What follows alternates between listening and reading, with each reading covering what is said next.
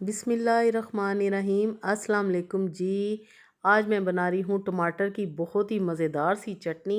जैसा कि गर्मी का मौसम है और बहुत ज़्यादा हैवी खाने तो खाए नहीं जाते, और अगर हैवी खाने बनाएं तो उसके साथ ऐसी चटनी हो तो मज़ा आ जाता है, वो डाइजेस्ट होने में भी आसानी होती है। तो चलिए जल्दी से ये मज़ेदार सी चटनी बनाते हैं जो कि 1 मिनट में तैयार हो जाएगी।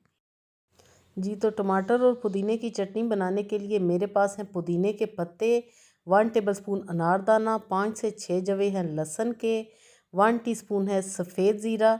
अभी मैं इसमें सिर्फ पुदीना शामिल कर रही हूँ। पुदीने को आपने अच्छी तरह वॉश कर लेना है।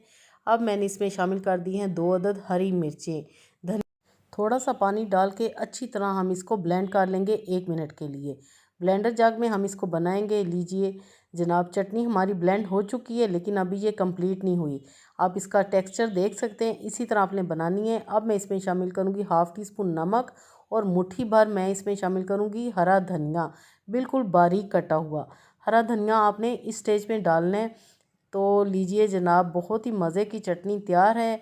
दाल चावल के साथ खाएं, सब्ज़ी के साथ खाएं, या बिरयानी के साथ, या किसी भी गोश्त वाली रेसिपी में आप इसको इस्तेमाल करें तो मज़ा आ जाएगा। आपको बिल्कुल भी भारीपन नहीं होगा। और अगर आपका दिल नहीं चाह रहा कि आज कोई आप सालन बनाएं या सब्ज़ी बनाएं, तो एज़ इट इज़ आप इस चटनी के साथ रोटी खा सकते हैं, जो कि आपको बहुत ही मज़ा देगी। बनाएं और इन्जॉय करें। इस दुआ के साथ आपसे इजाज़त चाहूँगी कि अल्लाह पाक हम सब का दस्तरखान हमेशा वसी रखे। Thanks for watching. Okay then, अल्लाह हाफिज़।